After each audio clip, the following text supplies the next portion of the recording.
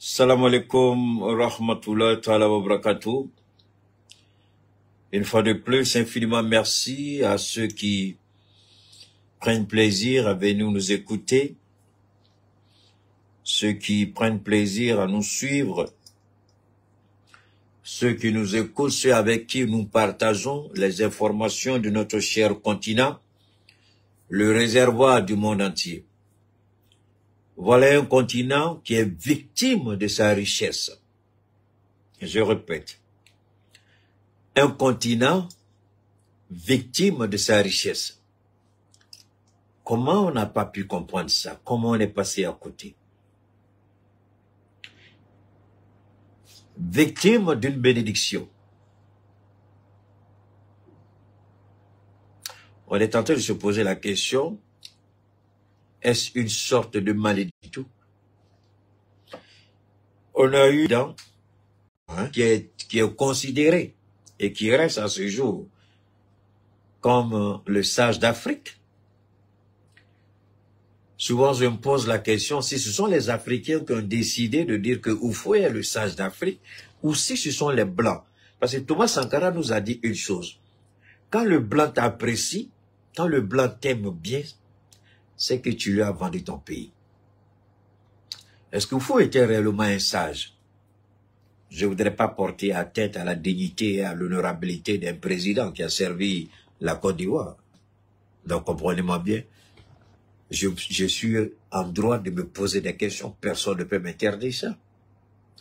Est-ce qu'il était réellement sage? C'est la question qu'on doit se poser. Est-ce que ce n'est pas à la fin de son temps qu'il a compris? Et ce qui m'a gêné chez Houphouët, malgré qu'il reste un modèle, malgré qu'il reste quelqu'un qui a façonné ma vision sur le plan politique, j'aurais souhaité voir Houphouët-Boigny, excusez-moi, j'aurais souhaité voir Houphouët-Boigny présenter ses excuses au Sahel. Il ne l'a pas fait. J'aurais souhaité voir Houphouët-Boigny présenter ses excuses à tous ces pays contre lesquels il a comploté avec l'impérialisme français pour commettre des coups d'État et tuer des présidents. Le Burkina Faso, la Guinée, il a échoué à Guinée, au Mali, la chute de Moussa Traoré, Houphouët a sa main dedans, l'assassinat de Thomas Sankara, il a sa main dedans, les multiples présidents qui ont été liquidés par des coups d'État, il a sa main dedans. Parce qu'il était un double agent. Il était agent de la CIA et en même temps, il travaillait au compte de la France. C'est pourquoi il a compris, il y a cette célèbre pensée d'Houphouët qui dit la Côte d'Ivoire ne peut pas être un oasis dans un désert. Mais qui était le désert? C'est pas moi, c'est Houphouët. Vous pouvez retrouver ça dans les archives, dans les FOCA. La Côte d'Ivoire ne peut pas être un oasis dans un désert. Mais quand est-ce qu'il a compris ça? Cela est en totale contradiction quand il a dit que nous devons faire tout, faire en sorte que le Sahara revienne à la France pour assurer la sécurité énergétique de la France. Ça encore, c'est Houphouët qui l'a dit. Alors je veux bien comprendre pourquoi ce président... Vous savez, quand vous commencez à mettre les éléments de l'histoire en place, quand Dieu vous permet d'avoir une élévation d'esprit, vous pouvez avoir honte peut-être, ou vous pouvez avoir peur, ou vous pouvez dire, ah, si je parle d'Houphouët,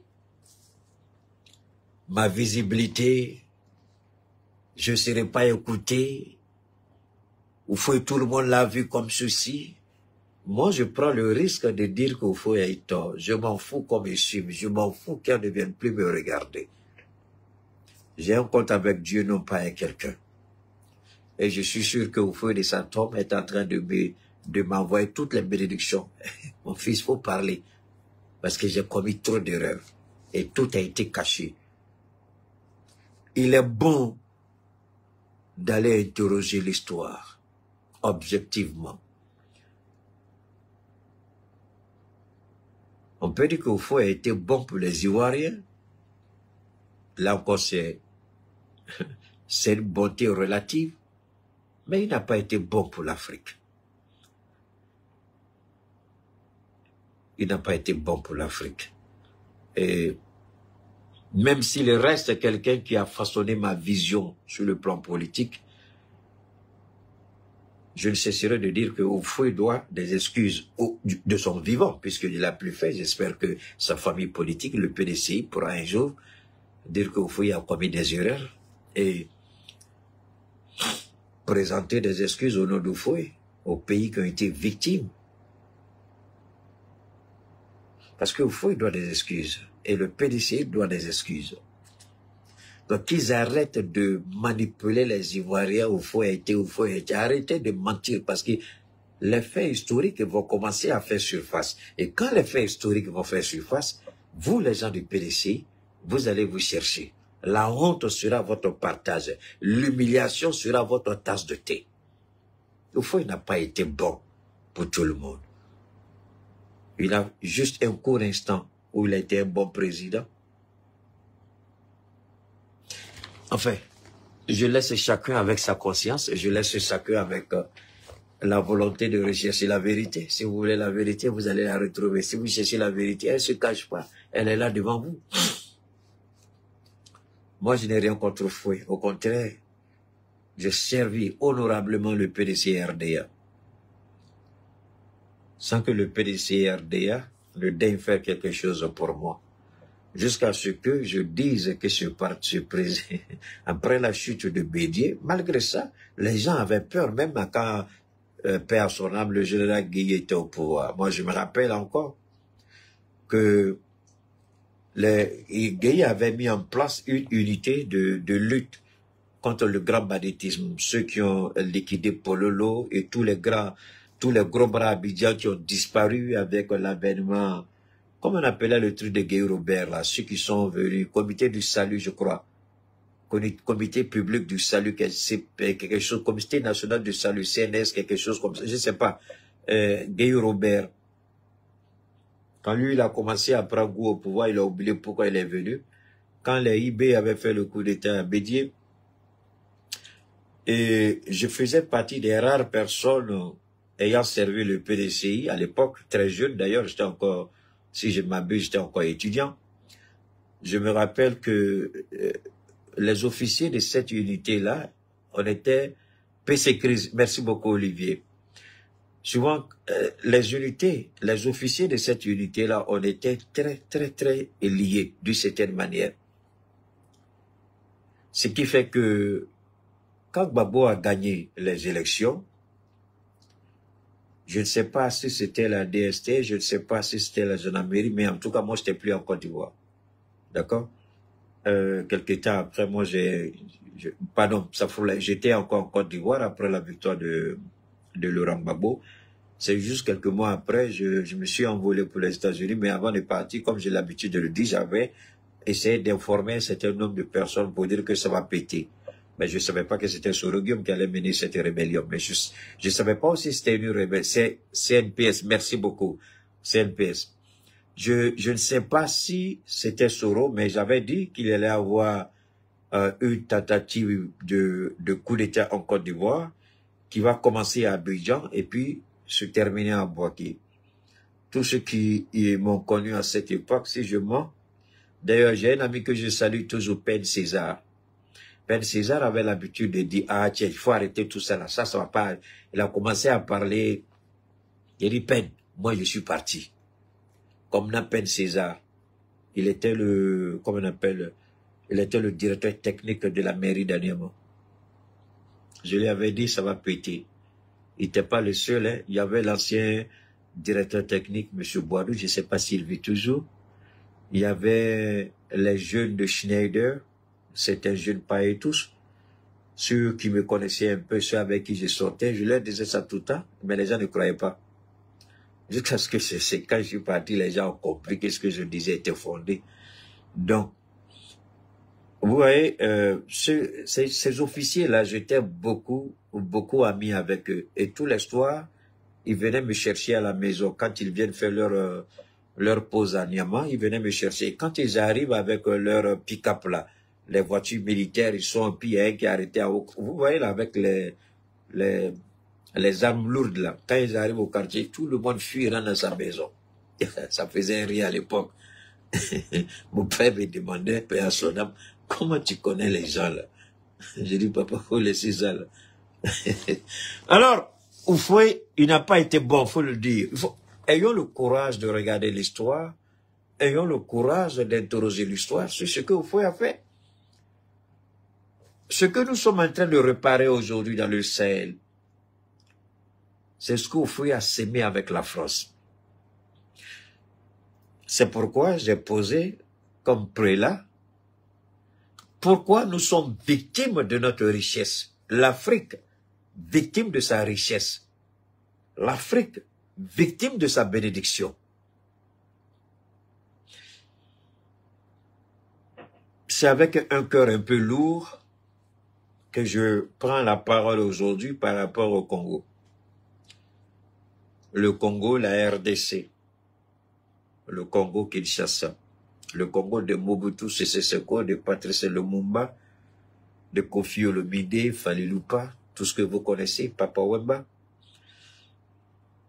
Aujourd'hui, le Congo est sur le point de basculer dans une guerre qui ne dit pas son nom. Et ce qui me fait mal, j'entends, donne-moi une seconde, je vais arrêter ça, le coup. Ce qui me fait mal, j'entends, ce qui me fait mal, une fois de plus, j'entends le Conseil de sécurité des Nations Unies dire qu'on demande au Rwanda de se retirer de la RDC. J'ai eu la chance de regarder quelques vidéos.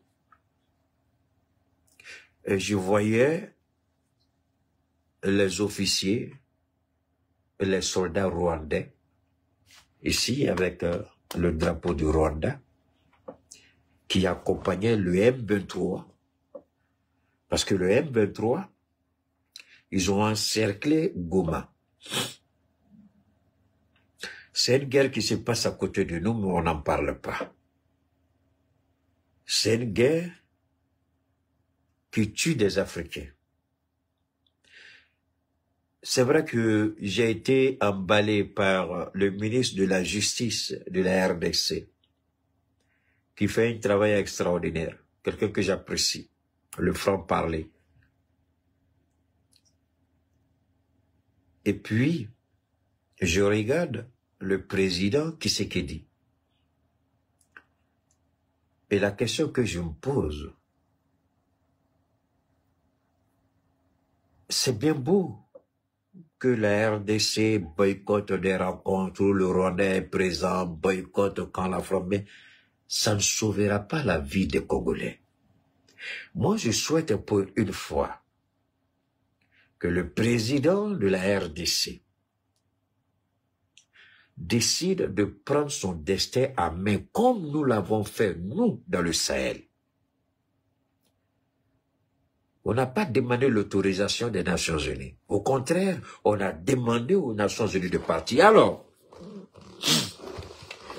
permettez-moi de faire la première partie de notre intervention sur la RDC, je vous en prie. On doit avoir de la compassion pour nos frères congolais qui meurent aujourd'hui par le fait du Rwanda. Le M23 est appuyé militairement par le Rwanda. Il ne faut même pas qu'on va discuter.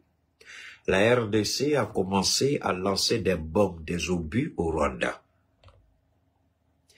C'est vrai, le monde est en train de chambouler, le monde est en train de bouger, le monde est en train de... Et nous voulons éteindre le feu chez nous. Nous sommes loin de la RDC et du Rwanda, ça c'est une certitude.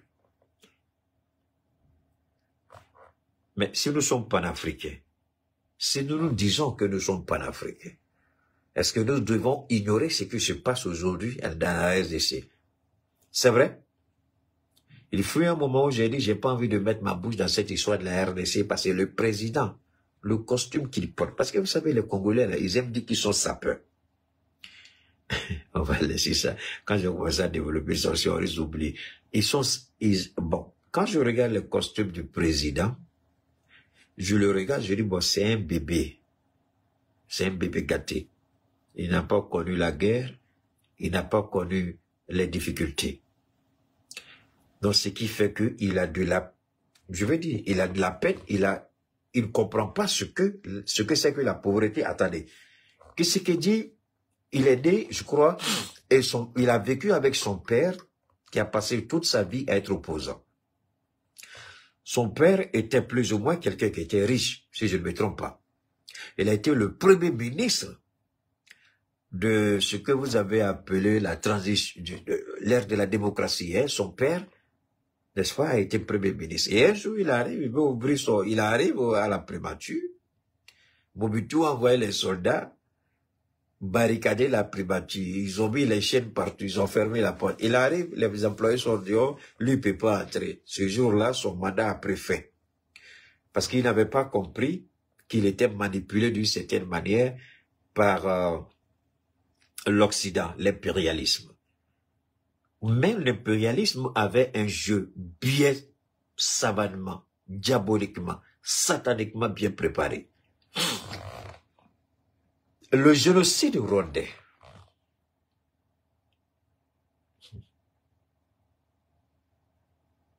J'ai pas envie de parler de ça. Parce que quand je vais commencer à développer,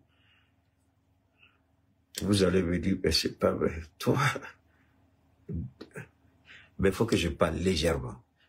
Le génocide rwandais a été mis en place par ceux qui voulaient la richesse du Congo. Posez-vous la question. Posez-vous la question, vous et moi. Le Rwanda est comme la France. Beaucoup de pays européens. Le Rwanda n'a rien. Le sous-sol au Rwanda, même si je dis que l'Afrique est victime de sa bénédiction, de sa richesse, le Rwanda n'a rien. C'est un tout petit pays. Pourquoi déclencher un génocide dans un pays où il n'y a pratiquement rien? Pourquoi déstabiliser le Rwanda si on ne voit pas le poisson le plus gros? La CIA est impliquée dans la déstabilisation de la RDC et dans le génocide rwandais. La DGSE est impliquée. Je n'ai pas besoin de développer ça. Kagame, il a eu le temps de les insulter, de parler. Donc, pourquoi provoquer un génocide, un double génocide? L'Ouganda, où Kagame était comme chef de renseignement ougandais, Museveni. Le Rwanda et l'Ouganda ont travaillé de concert pour reconstruire le Rwanda. Et regardez, je vous en prie, écoutez ce qui se passe ici, parce que c'est très dangereux. Ne croyez pas que c'est la RDC, je suis désolé. Ce qui se passe à RDC et le président qui n'a pas eu le courage de ses opinions, le courage de dire « mon peuple est ma priorité ». Voilà pourquoi moi, j'ai jamais voulu aider ce monsieur. Et ça, je ne vous le cache pas. Il y a un conseiller de ce monsieur qui était ici au Mali. Il a fait tout, il a essayé de toucher toutes les personnes qui me connaissaient et voulait juste qu'on parle. J'ai dit, je combats, Philippe, je ne peux pas te parler. Il dit, il veut vraiment... Il a annulé son voyage, je crois, 1 ou 2 fois. Il est logé à l'hôtel, il dit, faites tout, je vais juste voir Keïta. Un conseiller, je parle d'un conseiller du président actuel. Il est pas, ça remonte à 3 ou 4, ça vaut pas 4 mois. 2 mois et demi, 3 mois, à peu près. J'ai pas voulu. Il a fait tout, j'ai pas voulu le rencontrer. À l'époque, ils sont passés par Ouverture Média, qui vous connaissez au Mali. Et ils ont contacté une dame là-bas qui a fait tout. Elle dit Keïta, pardon. J'ai dit, j'ai compris, mais je suis pas trop intéressé.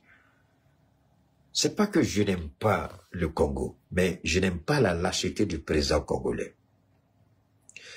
La MONUSCO qui est là-bas, parlons-en. Ça fait combien d'années qu'ils sont là-bas?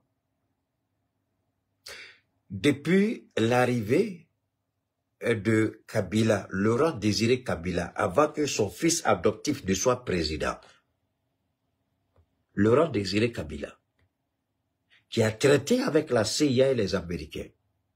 Le jour où il a décidé qu'il ne veut plus honorer son engagement, il a été liquidé dans son bureau. La même manière il a été liquidé, c'est la même manière qu'on a liquidé Idriss Déby. Et on a dit au fils Kabila, tu prends le pouvoir. Tu fais comme ton papa, on te liquide et on donne le pouvoir à quelqu'un d'autre. Tu prends le pouvoir et tu nous écoutes.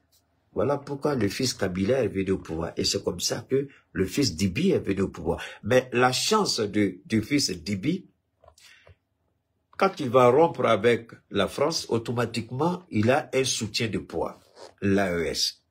Ne soyez pas pressés, on a beaucoup de choses à dire sur l'AES. Mais essayons de comprendre ce que nos frères et sœurs vivent de l'autre côté.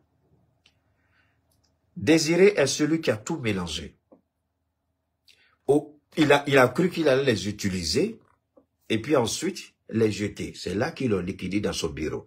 Et son fils adoptif là, président là, il était au courant. Alors, donc, lorsque lui, il est contraint de quitter le pouvoir, il double même son parti. Et il fait la passe à qui? À Tshisekedi. Mais il dit à Tshisekedi, attention, le Rwanda est une patate chaude.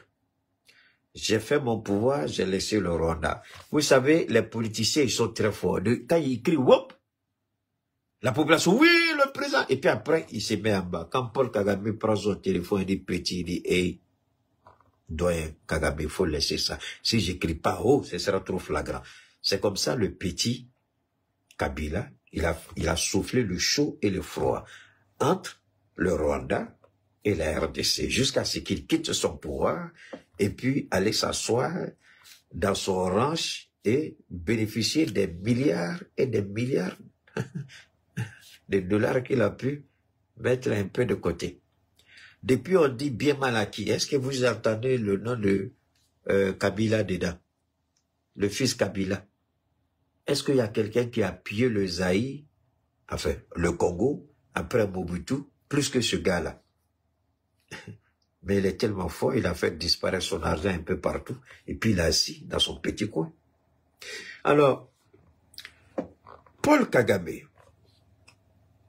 signe deux accords. Un premier accord, Paul Kagame le signe avec qui? Avec l'Angleterre. Pour rapatrier nos frères, les immigrés qui sont en Angleterre, hein, les illégaux là, pour les rapatrier, et c'est des milliards qu'on donne à Paul Kagame pour les recevoir au Rwanda.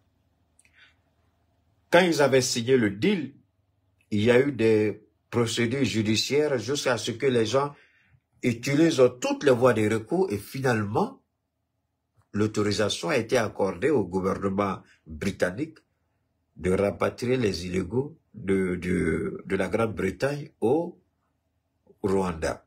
Ça, c'est un premier accord où Kagame gagne pratiquement des milliards gratuitement, juste pour les recevoir.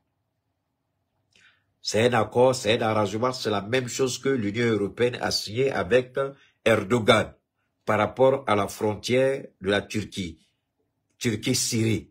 Ils ont signé aussi un accord où l'Union européenne donne des milliards à la Turquie pour contenir le flot d'immigrants. D'accord? N'oubliez pas ça. Deuxième élément, l'Union européenne, la mère de tous les problèmes de l'Afrique. L'Union européenne. Moi, je voudrais franchement, c'est pourquoi je fais cette intervention sur la RDC et le Rwanda. Ne croyez pas que ça n'a rien à voir avec l'AES. Si c'est ce que vous croyez, je vous en prie, réveillez-vous. C'est que vous n'avez pas encore compris comment Keïta fonctionne. Keïta ne mettra jamais sa bouche dans une situation s'il sait que cette situation n'a aucune relation d'une manière ou d'une autre, ni avec l'Afrique, ni avec l'AES. J'ai beaucoup de choses à dire sur la Côte d'Ivoire. Je vous en prie. Une petite pause. Pour ceux qui sont nouveaux, partagez vos... je dis partagez autant pour moi. Abonnez-vous sur ma chaîne YouTube.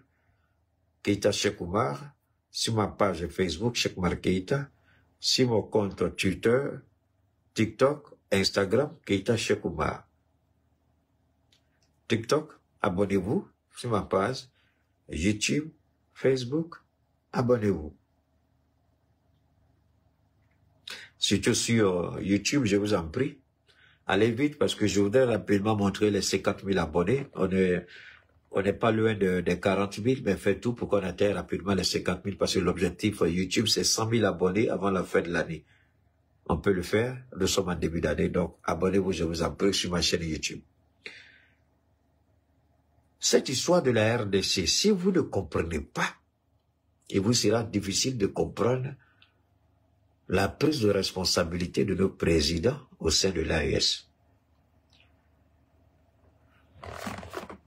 Voilà l'Union européenne qui a déployé toutes les forces que vous connaissez. Takuba, Eurocap, blablabla, blablabla. Tous ceux qui sont présents au Mali, ils étaient tous présents où? En RDC. Ils sont encore là-bas.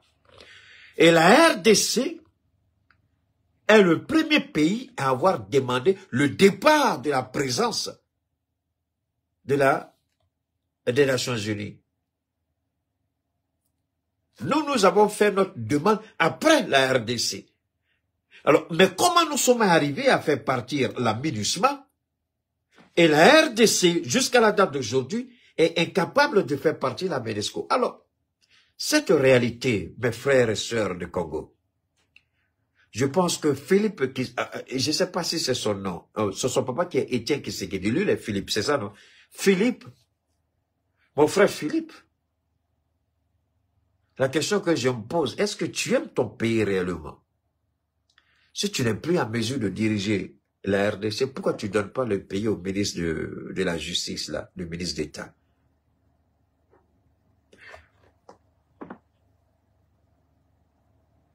L'Union européenne signe des accords avec le Rwanda. Des milliards et des milliards. Et le Rwanda doit servir l'Union européenne. Je sais pas donnez-moi le nom. Bachili est là. Si vous êtes là, donnez-moi le nom. Ah, c'est Félix, d'accord, merci. C'est Félix qui est là, non? Félix qui est, d'accord. Je voudrais savoir, comment on appelle ça, la matière, là, qui est, comment on appelle ça, là, à l'est, là, c'est-à-dire, comment on appelle ce point, là, oh merde. Cette matière-là que le Rwanda doit fournir l'Union européenne qui se trouve au Congo, là. Non, c'est pas lithium. Donnez-moi le nom de la matière, s'il vous plaît. Écrivez, je vous en prie. L'Union européenne, au lieu de venir voir la RDC de Félix, pour dire que c'est avec vous que nous voulons le coltan, c'est ça? Ok, merci beaucoup. Au lieu de passer l'accord avec la RDC, connaissant, attendez, est-ce que vous pouvez me dire honnêtement que l'Union européenne ne sait pas que le Rwanda n'a rien de ce minéral-là sur son territoire? Mais en signant cet accord, alors les gens perdent le temps. Oui, les Nations Unies demandent au Rwanda, le Rwanda ne se retirera pas. Mes frères du Congo, je vais vous dire, c'est pas uranium. C'est d'être cobalt, c'est ça? D'accord.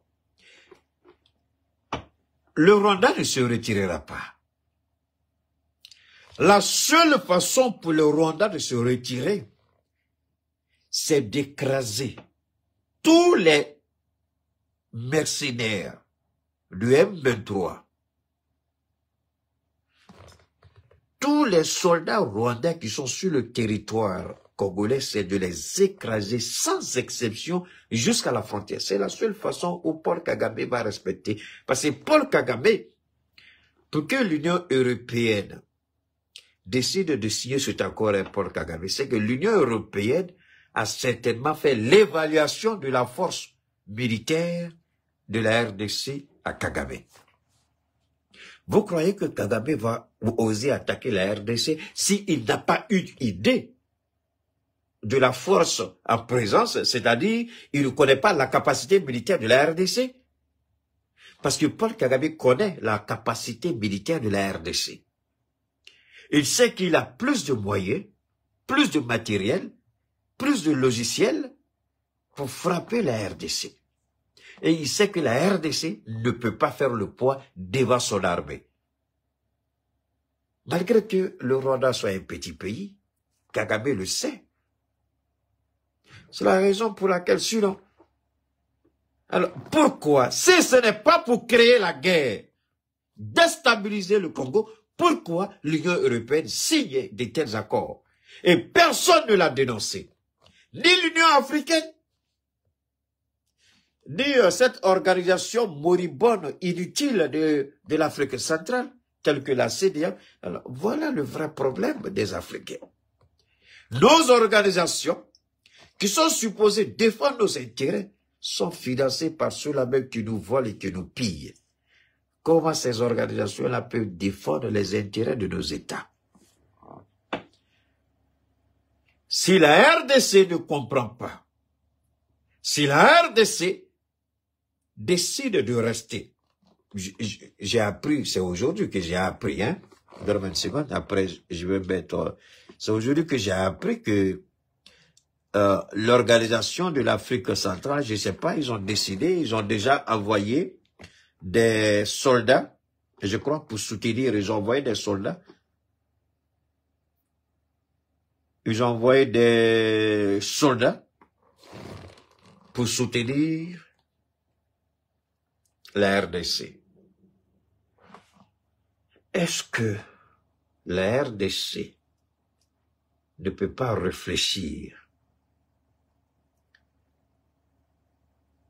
Pourquoi Félix, il parle trop et il agit peu? Le gouverneur de Goma, c'est ça? Goma, c'est ça? Nord Kivu, le gouverneur a été assassiné par un sniper rwandais. Au combat, il était en train de diriger ses troupes et puis il a été pris. L'armée congolaise a confirmé son décès. Mais ils sont en train de maquiller son décès si comme il était au front avec ses hommes, il a été blessé, le temps de le rapatrier sur Kinshasa, il a rendu l'âme. Mais c'est faux, c'est un sniper qui l'a pris. C'est un sniper rwandais qui a éliminé le gouverneur de Goma, c'est ça? C'est Goma, non? Là où il y a la guerre actuellement, là. Alors, ce que je voudrais demander aux Congolais, c'est de demander, faites ce que nous, au sein de l'AES, on a fait. C'est de demander le départ de la représentation de l'Union européenne au Congo, la RDC. Vous exigez le départ de l'ambassadeur ou du représentant de l'Union européenne au Congo. Ça, c'est un. Vous demandez le départ de tout ce qu'il y a comme force multinationale, tous ces blablabla qu'on ne connaît pas. Et puis, vous exigez de votre président de commencer à se tourner vers de véritables partenaires stratégiques pour équiper convenablement la RDC, afin que la RDC puisse avoir le contrôle total et efficace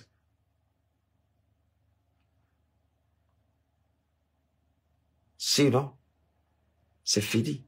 Parce que déjà, ils sont entrés à Goma. Les rebelles de M23, ils sont déjà entrés à Goma. Ils ont encerclé Goma et puis ils sont entrés. Les déclarations politiciennes du gouvernement congolais ne m'intéressent pas. La réalité, c'est ce que nous attendons. Ce que nous attendons aujourd'hui n'a rien à voir avec ce que le gouvernement est en train de mentir au peuple congolais. Et, permettez-moi, je vais vous montrer quelques images parce que ça blesse, ça fait mal. Je vous dis ça blesse et puis ça fait mal. Est-ce que le Congo Dieu choisit de bénir le Congo. Permettez-moi une seconde. Alors, Dieu choisit d'élever le Congo, de bénir le Congo, de donner des richesses au Congo. Permettez-moi, je vais chercher cette partie-là parce qu'il faut que vous puissiez écouter ça. C'est compliqué. C'est compliqué. On va écouter, hein. Une seconde. Je vais attendre le temps rapidement, voilà. République démocratique du Congo, la situation à Goma reste confuse. Le gouvernement congolais a reconnu la présence dans la ville du groupe armé M23 appuyé par l'armée rwandaise. Des tirs se font encore entendre dans certaines autorités ont appelé les Kinshasa. Que sait-on de la situation à cette heure? Le gouvernement travaille à éviter le carnage et les pertes en vie humaine, déclare en cette journée. La situation reste incertaine. À Goma, les membres du groupe armé sont dans la ville et des tirs sont régulièrement entendus dans certains quartiers.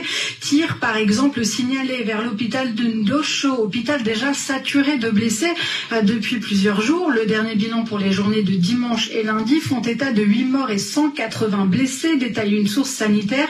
Dans un autre secteur, à l'hôpital de la Charité, il y a 25 blessés qui sont arrivés. Des militaires FARDC ainsi que certains de leurs alliés Ouazalendo sont toujours dans Goma. Une centaine se sont rendus à la base de la mission onusienne, la MONUSCO. Dans la ville, des témoins rapportent une grande confusion avec des scènes de pillage ainsi que des évasions de prisonniers de la principale prison de la ville. Des engins explosifs continuent de s'abattre dans certains secteurs, causant des dégâts. Des sources rapportent aussi que des tirs auraient atteint le territoire rwandais. Pauline Azidi en direct de Kinshasa. On retrouve à présent Lucie Mouillot du côté rwandais de la frontière. Vous êtes à Gisenyi, la cité jumelle de Goma. Quelle est la situation ? Alors à Gisenyi, on a entendu de très longs échanges de tirs au niveau de la frontière pendant toute la matinée. Plusieurs bombes sont tombées dans la ville ce matin, selon le porte-parole de l'armée rwandaise, le brigadier général Ronald Rwibanga, qui confirme également au moins 5 morts et 24 blessés civils au Rwanda. La majorité des écoles sont restées fermées à Gisenyi aujourd'hui, comme certains commerces. Les habitants proches de la frontière sont cloîtrés chez eux. Il faut dire que les détonations ont commencé dans la nuit et résonnent bien plus fort et plus près que celles qu'on pouvait entendre ces derniers jours. La petite barrière, le point de passage des commerçants transfrontaliers, n'a pas ouvert ce lundi. Et à la grande barrière, seul le personnel civil de l'ONU et leurs familles sont passés tôt ce matin. Environ 1000 personnes évacuées dans des bus pour se diriger vers Kigali, alors que les agents de l'immigration congolaise étaient absents au poste frontière. Un poste frontière où plus d'une centaine de soldats FARDC ou alliés ont déposé leurs armes selon l'armée rwandaise. Lucie Mouillot en direct de Gisenyi. Alors, il y a une confusion totale. Est-ce que vous avez entendu, on dit des soldats congolais et alliés ont déposé les armes, selon une source rwandaise. Ce que je voudrais dire au président Félix, c'est d'arrêter les beaux discours qui ne servent à rien. Et ce qui arrive aujourd'hui, il est entièrement responsable. Oui, l'Union européenne est celle qui est en train d'activer cette guerre. On dit le nerf de la guerre, c'est l'argent. C'est eux qui ont dit. Il faut mettre l'économie de la Russie en genoux. Il faut couper, blablabla. Ils ont saisi les avoirs de la Russie un peu partout en Europe. Vous vous souvenez? Lorsque la Russie a fait quoi? Lorsque la Russie a attaqué l'Ukraine. Ils disent, si la Russie gagne, c'est notre civilisation, c'est notre mode de vie. Ce sont des armes. Seul Donald Trump, quand il est venu au pouvoir, à peine qu'il a été confirmé, secrétaire d'État, Marco Rubio, quelqu'un que je connais très bien, parce qu'il a fait son entrée en politique quand j'étais encore à Los Angeles. Il était très jeune à cette époque, Marco Rubio, c'est quelqu'un que je connais. Il fait partie, c'est eux qui faisaient partie du Tiporis, c'est-à-dire que vraiment, il est radical même des républicains. Il est plus radical que Donald Trump, Marco Rubio. C'est pourquoi il a choisi. Alors, réfléchissons un peu. Lui, il a dit, on va geler toutes les aides américaines. Même l'Ukraine, c'est que Biden, toutes les décisions de Biden, ils ont tout bloqué. Et vous vous rappelez, le ministre de l'économie et des finances de la France, on va mettre l'économie de la Russie en genoux. C'est parce que Poutine a l'argent qui fait la guerre. Je n'invente rien ici. Je vous invite à aller les écouter, ces Européens, qui aujourd'hui font le contraire de ce qu'ils ont dit quand il s'agit de l'Ukraine. Ce qu'ils ont dit, ils font totalement le contraire avec la RDC. Que se passe-t-il en RDC? Ils financent la machine de guerre de Paul Kagame à coût de milliards et de milliards d'euros. Il faut étouffer l'économie de la Russie.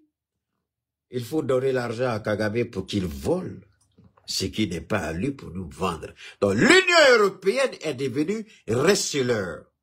Paul Kagame est voleur, l'Union européenne est receleur. Alors, tout le monde sait que Paul Kagame n'a rien sur son territoire. Où il va voir ce que l'Union européenne lui a demandé de lui vendre. C'est voler à Goma. Donc, l'Union européenne finance la guerre. Où est Félix? Pourquoi Félix est assez idiot pour ne pas comprendre ça? C'est pourquoi quand son conseiller a voulu me parler, je lui ai dit, je n'ai pas le temps parce que je combats ton président. Pour moi, ce monsieur ne doit pas être président de la RDC. C'est un bébé gâté. Il connaît rien en politique. C'est le nom de son père qui lui a permis d'accéder au pouvoir. Il n'est pas à la hauteur de la fonction présidentielle. Si on peut faire un coup d'État pour le faire tomber, je serai l'homme le plus heureux pour sauver les vies des Congolais. Quand vous êtes en face de ces idiots d'impérialistes, vous ne parlez pas, vous agissez. Poutine nous l'a montré, l'AES nous l'a enseigné. Il faut agir. Et les Congolais parlent trop. Il y a un plaisantin même que j'ai vu. Il va venir parler des Congolais qu'on tue. Pour commencer son émission, il montre qu'il va porter un costume qui coûte cher, une montre en or. D'abord, il prend le temps de se bluffer, et puis ensuite, il dit, mais regardez-moi un idiot comme ça, là. Et ça, les Congolais vont regarder. Attendez, pendant que les gens meurent, lui, il montre qu'il porte une montre en or. Alors, la réalité, c'est quoi? Il appartient au peuple congolais de parler au président. Il appartient au peuple congolais de se réveiller. Nous l'avons fait à l'AES, ici dans le Sahel. Le ciel n'est pas tombé sur nous. On a chassé la France, le ciel n'est pas tombé sur nous. On a chassé, au contraire, c'est quand vous chassez les forces de soi, des attaques, blablabla, que vous avez... Parce que, attendez, quelqu'un qui dit qu'il est venu vous aider, comment vous pouvez comprendre que nous avons... Si on vous dit combien d'argent est dépensé par rapport à la présence de ces forces-là au Congo, vous allez crier au scandale. Si vous n'êtes pas face à la réalité, vous ne pouvez pas vous défendre. Pour que le Congo soit défendu, soit que ce qu'il dit, il doit accentuer le départ de la MINUSCO. Pourquoi c'est MONUSCO? Il faut les chasser du pays. Parce que tant que ceux-là seront au Congo, il y aura... Eux, ils sont là. Attendez, je vais vous poser une seule question. Les Congolais, est-ce que vous êtes là? Détestez Keïta, mais il est votre meilleur allié pour le moment. Le seul qui peut vous défendre avec éloquence, avec preuve à l'appui, avec analyse percutante, le seul qui peut vous défendre véritablement, c'est Cheikh Oumar Keïta, peuple congolais. J'ai refusé de parler au conseiller de votre président, mais je vais vous parler de vous à moi. Est-ce que vous croyez que finance la présence de la MONUSCO? C'est l'Union européenne qui finance en grande partie. Qui a donné l'argent à Paul Kagame c'est l'Union européenne. Alors, vous croyez réellement que l'Union européenne, qui finance la guerre de Paul Kagame, qui prétend financer la présence de la MONUSCO, peut faire quelque chose pour le Congo?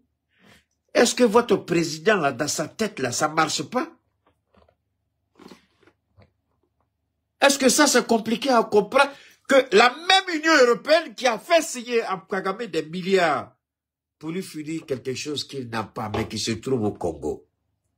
C'est la même Union européenne qui dit qu'elle finance la MONUSCO.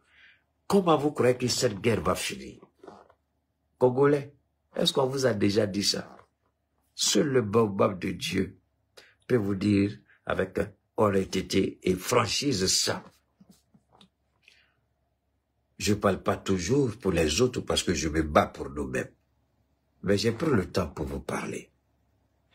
Vous avez le droit de demander à votre président soit d'agir, soit de dégager. Je répète, peuple du Congo, vous avez le droit de dire à votre président, soit il agit, soit il dégage. Nous nous sommes pris en charge aujourd'hui dans l'AES. On a chassé tout le monde. On est souverain sur notre territoire. Personne ne viendra faire notre combat. Vous croyez réellement que les autres là vont mourir pour vous? Vous avez entendu tout à l'heure l'élément que j'ai joué. Vos propres soldats et vos alliés sont en train de déposer les armes pour aller au Rwanda. Ils disent qu'ils ne font pas la guerre. Ils sauvent leur tête. Ceux qui sont venus vous aider, ils déposent les armes à la frontière rwandaise. RDC, où cette guerre arrange Félix Tshisekedi, où cette guerre ne finira pas. Elle arrange peut-être Philippe d'une certaine manière, mais ce sont les Congolais qui meurent. Vous avez entendu tout à l'heure l'élément audio. Comment un président peut rester tranquille et puis dormir confortablement dans son lit? Il y a la guerre dans son pays. Les rebelles ont pris le total contrôle de Goma. Le gouverneur militaire a été liquidé. Vous jetez des obus au Rwanda, ça ne sert à rien. Le Rwanda va répliquer en jetant des obus en RDC. Ce sont des civils congolais qui vont mourir. Le Rwanda, c'est votre deuxième priorité. La première priorité, c'est de tuer tous les soldats rwandais et tous les soldats du M23 en République démocratique du Congo. Vous les tuez sans hésiter, sans écouter ni les Nations Unies, ni l'Union européenne. Vous les chassez et puis vous asseyez une forteresse à votre frontière. Personne ne rentre, personne ne sort. Paul Kagame va trouver un autre moyen pour fournir l'Union européenne. Vous vous asseyez, votre pays ne sera plus pour vous. Parce qu'il semble que Félix ne juge pas de la gravité de la situation. Kagame est un voyou et un rebelle qui a bien construit son pays. C'est pas pour rien il a mis ses enfants dans l'armée. C'est pas pour rien il se maintient au pouvoir. C'est pas pour rien il veut pas quitter le pouvoir. Il veut mourir au pouvoir. Mais avant de mourir, il a des choses à mettre au point. Et vous êtes assis, c'est vous qui allez montrer en Europe que vous êtes les plus grands sapeurs, la sapologie, n'importe quoi.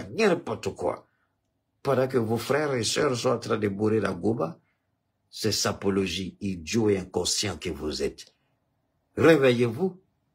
Si votre président n'est pas à la hauteur, demandez-lui de démissionner. Mettez quelqu'un qui va prendre les rênes du pouvoir. Sinon, votre pays, là, il va vous arracher. Kagame était un voyou, je répète. Il va venir prendre Goma et puis planter le drapeau rwandais là-bas. Attendez. C'est pas ce que Israël est en train de faire en Palestine. C'est pas ce que la rébellion Touareg, là, en complicité avec la France et l'Algérie, là, c'est pas ce qu'ils voulaient faire au Mali. Donc, qu'est-ce que je vais vous dire que nous n'avons pas vécu de similaire avec vous? Les rebelles avaient déjà commencé à signer des accords avec qui? Avec l'Union européenne. Pourquoi? Pour voler notre sous-sol dans le nord du Mali. Et on l'a compris. Assimi Goïta a mis un terme à ça. Et vous,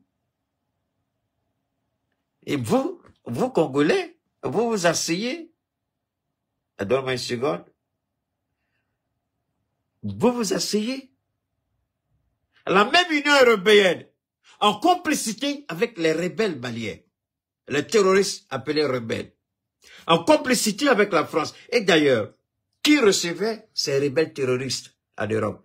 C'était l'Union européenne. Mais nous, on n'a pas cherché à comprendre, on s'en fout de l'Union européenne. On mène notre combat, on les a matés et on les a chassés. Les rebelles, aujourd'hui là, c'est dans un autre pays qu'ils parlent. Ce n'est pas sur le territoire malien qu'ils parlent désormais, parce qu'on a pris le contrôle. On leur a dit, ils savent maintenant qu'on arrive à intercepter leur communication. Ils ont compris. Ils savent qu'ils ne peuvent pas être quelque part et puis on n'est pas au courant. La seule chose qu'on ne peut pas faire, c'est d'aller les bombarder en Mauritanie. Oh, ça, on ne va pas le faire. On ne va pas les bombarder en Algérie. On ne va pas les bombarder dans un autre pays. Mais s'ils sont sur notre territoire, dès qu'on est au courant, on vient, on les neutralise. Est-ce que ce que nous faisons là, dans le nord du Mali, au Niger, au Burkina, qu'est-ce qu'il dit? Toi, tu ne peux pas faire ça dans ton pays. Le capitaine est venu après toi. Tu es à ton deuxième mandat. Mais le capitaine, il a acquis plus de matériel militaire que tu l'as jamais fait pendant ton premier et ton deuxième mandat. Quel genre de président tu es? Alors que tu as pris un pays et tu sais qu'il y a une guerre à l'est de ton pays. Et que le Rwanda a des appétits. Le Rwanda a des visions. C'est quel idiot de président qui prend le pouvoir et qui ne fait pas de la priorité l'est de son pays qui est visé par la gourmandise du Rwanda. Quel est ce président inconscient qui ne prévoit rien? Je ne suis pas étonné que le jour de la prestation de service, il est tombé tellement il est bébé gâté. La chaleur du Congo, là, son premier mandat, il est passé dans le... Vous n'avez pas vu ça? La chaleur l'a étouffé, il est tombé.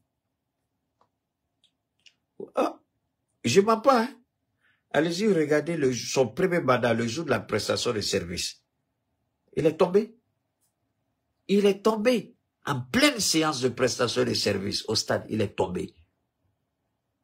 Est-ce que quelqu'un, tellement il est bébé gâté, quand tu le regardes, tu sais qu'il ne peut rien faire. Décision difficile, il ne peut pas. Il va s'asseoir dans un petit poste de radio et puis faire la grande gueule. Paul Kagame a sorti ses missiles, il a fermé sa bouche.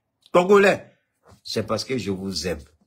Votre président, il n'a pas eu l'idée de ce qui se passe. Il joue à un jeu dangereux. Il veut finir son mandat et puis se tirer en douceur pour ne pas avoir à gérer cette crise. Parce qu'il est conscient que Kagame est financé et soutenu par l'Union européenne. Et il a peur de mener ce combat contre l'Union européenne. Qu'est-ce que vous voulez? Ce sont les enfants du Congo qui vont mourir inutilement. Et ça fait honte. Ça fait honte. Le capitaine Ibrahim est venu quand? Le général Tchani est venu quand? Laissons Assimi Goïta. Bon, aujourd'hui, le Niger est en train de s'équiper à la hauteur de ses ambitions et de ses enjeux. Le Burkina, c'est la même chose. Aujourd'hui, là, les terroristes savent ce qui se passe dans ces trois pays. Mais qu'est-ce qui est compliqué pour que le monsieur achète suffisamment d'armes? Tu ne peux jamais développer ton pays si tu n'as pas une armée puissante, si tu n'as pas une armée à la hauteur, si tu n'as pas une armée véritablement puissante. Et pas l'armée de Kadhafi. Kadhafi était plaisantin. Kadhafi avait tout ce qu'il fallait comme armement, mais il avait seulement que des mercenaires. Quand la guerre a commencé, tout le monde a pris sa tête et puis tout le monde a fui. Qui veut mourir pour la Libye? Personne. Après l'attaque surprise des Américains en Irak, quand ils ont commencé à tuer les officiers, les jeunes officiers qui étaient là, ils ont dit on ne peut pas laisser notre pays comme ça. Quand ils ont commencé à s'organiser, c'est là qu'ils ont commencé à tuer les Américains comme poulets. Et les Américains ont fui, ils ont retiré les forces militaires américaines et puis ils ont envoyé les mercenaires à leur place en Irak parce qu'ils ne pouvaient plus faire le poids. Si vous n'avez pas des soldats dignes de ce nom, prêts à mourir pour leur pays, des soldats qui vont faire yéyé, qui vont faire sapologie, comment ils vont combattre et défendre le pays? Congolais, Congolaises, vous méritez mieux que ça. Votre président n'est pas à la hauteur, c'est malheureux de le dire, mais c'est la vérité. Il n'est pas à la hauteur, et moi j'aurais souhaité, franchement, en toute honnêteté, j'aurais souhaité voir un président déterminé, un président engagé, un président. Et vous n'avez pas besoin d'être un militaire pour prendre les décisions que nos présidents prennent.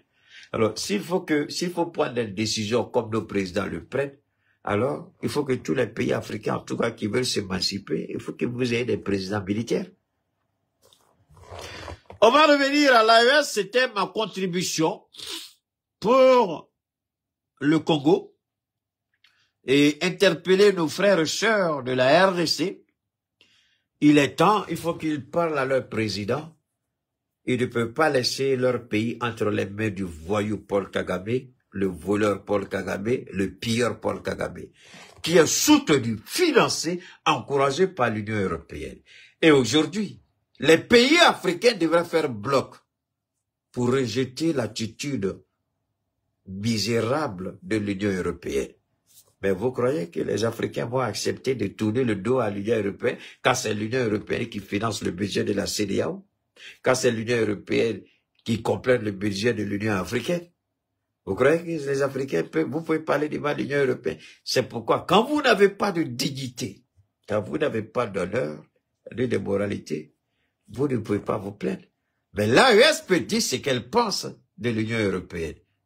Parce que l'AES s'en fout et l'AES n'a pas besoin d'un centime de l'Union européenne. Si vous ne comprenez pas ça, les gens font semblant pour vous maintenir dans une forme de dépendance.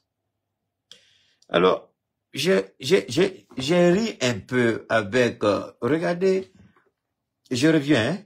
Vous voyez pourquoi le Rwanda se bat?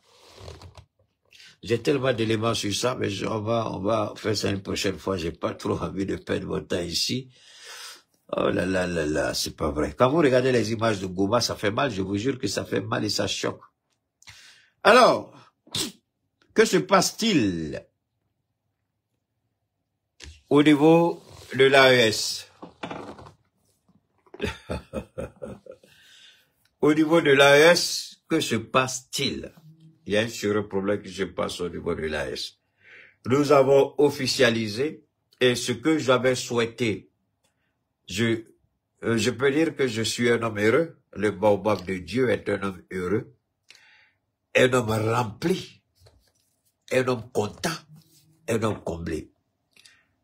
Parce que ce que la CEDEAO voulait faire, c'était d'engager des discussions au cas par cas, c'est-à-dire discuter de la sortie du Mali avec le Mali, discuter de la sortie du Niger avec le Niger, discuter de la sortie du Burkina avec le Burkina. Et Dieu merci, nos présidents ont dit, si nous voulons avoir une organisation forte et puissante, il faut que nous soyons unis. Unis dans l'action, unis dans les décisions, unis dans l'engagement, unis dans la souveraineté retrouvée, unis dans les négociations, pas seulement avec la CEDEAO. Vous vous souvenez que chaque fois, c'était ce que je disais en boucle, il faut qu'on parle unis, unis, unis. Effectivement, c'est ce qui s'est passé le week-end dernier. Je vais vous faire écouter. Les 3 ministres des Affaires étrangères se sont retrouvés en conclave au Burkina Faso. Ils ont travaillé sur tout,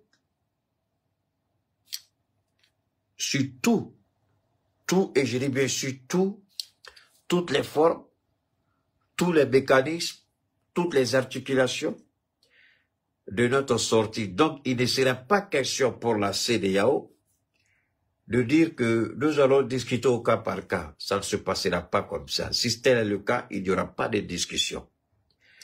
Les 3 pays ont présenté un plan de sortie. Ils ont travaillé, puisque c'est le 29, c'est-à-dire le mercredi. Le 29 qui est aussi le jour de mise en service de tous les passeports AES. C'est vrai que le Burkina avait son passeport, mais le passeport du Burkina, c'était pas le passeport de l'AES, c'était le passeport du Burkina en tant qu'État.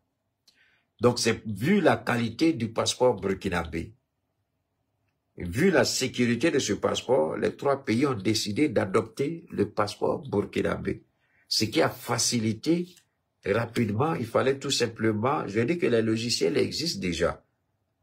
Il faut juste faire des programmations, il faut intégrer les logos AES, tout ça, et puis tout a été fait, on vous a présenté un passeport qui sera opérationnel à partir, nous sommes déjà mardi, à partir de demain mercredi, nous sommes le 28, donc le 29. Et c'est le 29 que nos trois pays vont sortir simultanément de la CEDEAO. Nos trois pays, je le répète, vont sortir simultanément de la CEDEAO. D'accord? Le mercredi. Nous avons déterminé les paramètres. Avant d'en arriver là, permettez-moi d'abord de faire un petit retour en arrière.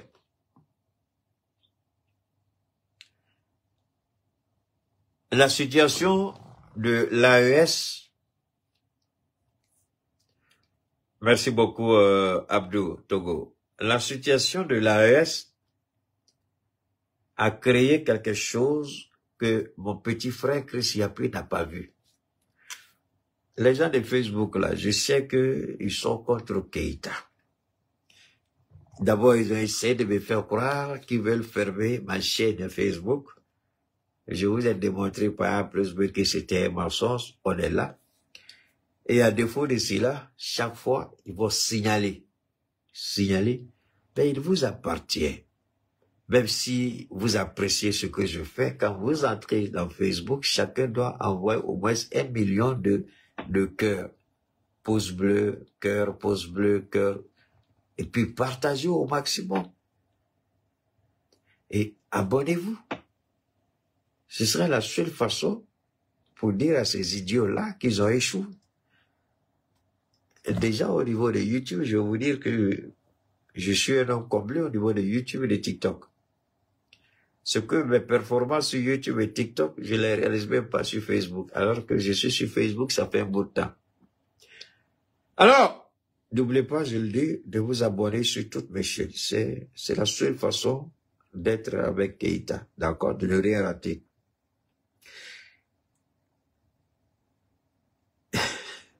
Ils vont faire pour eux, on s'en fout, on continue.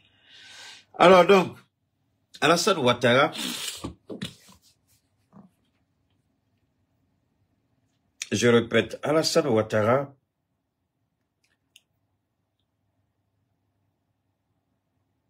est hospitalisé, mais on ne nous dit pas la vérité. Ça, c'est pas un problème chez Keïta.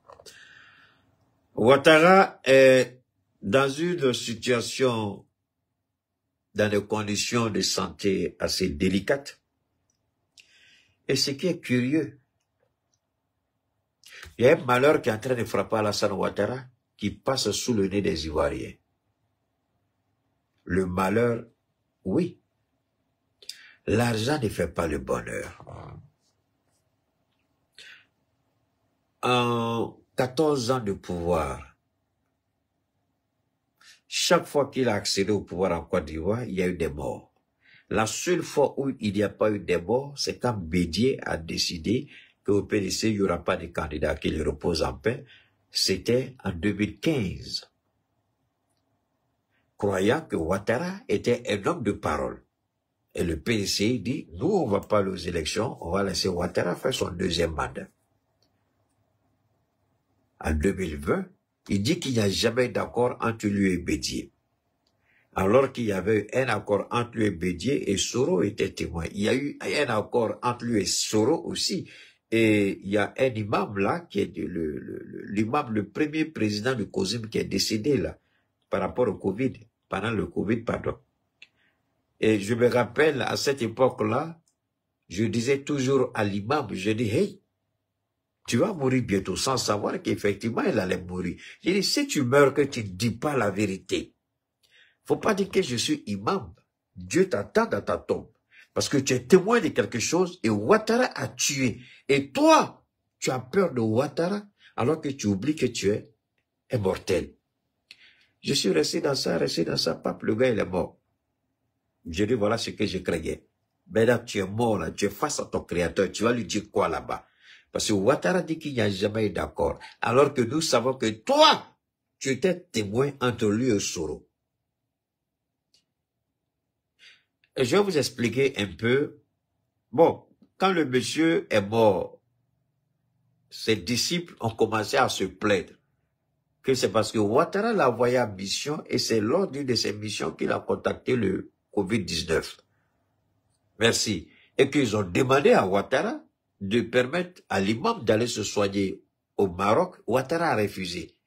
Donc pour eux, c'est Ouattara qui a tué le monsieur. Ouattara, il y a beaucoup de censure à Béo, que Dieu ait pitié de ton âme, Ouattara. Parce que ce qui t'attend là, même à mon pire ennemi, je ne vais pas lui souhaiter ça. Ce qui t'attend, Ouattara, c'est pas joli. Merci beaucoup, Imam Koudous. Alors, entre Soro Guillaume et Alassane Ouattara, quel est le problème? Soro Guillaume a tenu des rencontres dans sa grande villa luxueuse à Marcory. Ce que Ouattara n'aimait pas du tout. Cette maison, c'est la Côte d'Ivoire qui a acheté pour Soro Guillaume. Mais le voleur de Sendou a dit que Soro a volé. Il a fait blanchiment d'argent avec le maudit procureur Abdou Richard. Abdou Richard, je ne sais pas ce que Dieu te réserve, mais je suis sûr que déjà ta famille commence à constater comment Dieu est en train de te détruire à petit feu, Abdou Richard. Abdou Richard est parenté à la femme d'Ahmed Bakayoko.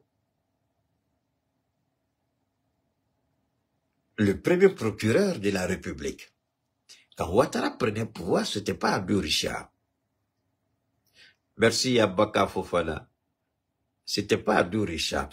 Ce procureur-là, je viens, ne sois pas pressé de Soro, mon ami. Moi, je ne défends pas Soro, hein. Il faut bien, c'est Christine? Ok, ma chérie, attends. J'ai pas fini, ma chérie, je viens. Soro a parlé, hein, chérie. Ah, je viens, Christine. Il y avait un procureur avant Abdou Richard. Le premier événement de l'accession de Ouattara au pouvoir, le réveillon où il y a eu des morts au plateau.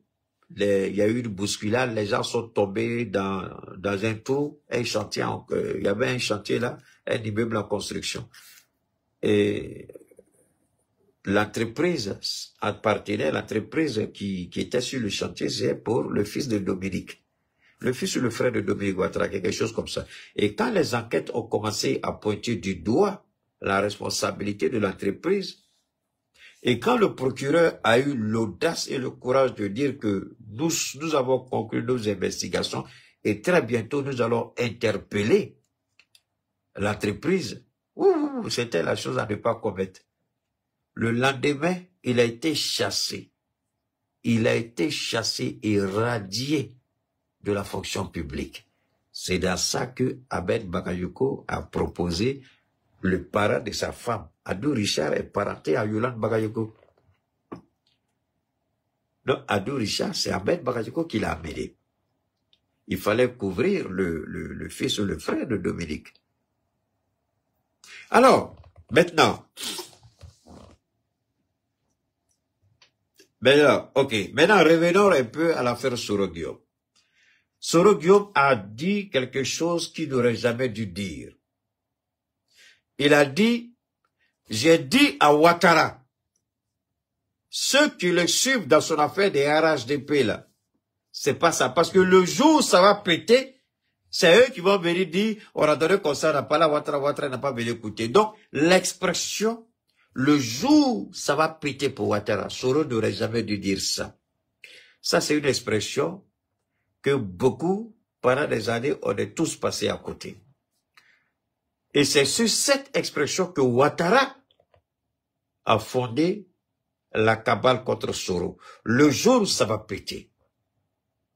Soro, même si ce jour va arriver, ce jour-là, peut-être ne te trouvera pas en vie, ou ce jour-là, peut-être tu ne seras pas en Côte d'Ivoire. Mais ce jour-là, Soro, avant ce jour-là, moi aussi, je je vais te faire vivre l'enfer sur terre.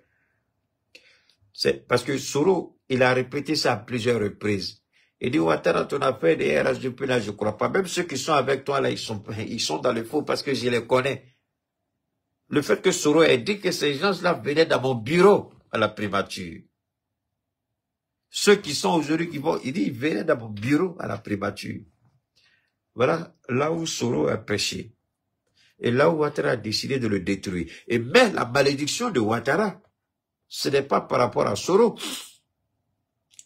La malédiction de Ouattara, c'est par rapport à Dieu lui-même. Et cette malédiction, je vous invite à aller écouter les dernières sorties de Christian Puy. Lui-même, il présente les situations, mais les ramifications spirituelles, lui, il peut pas.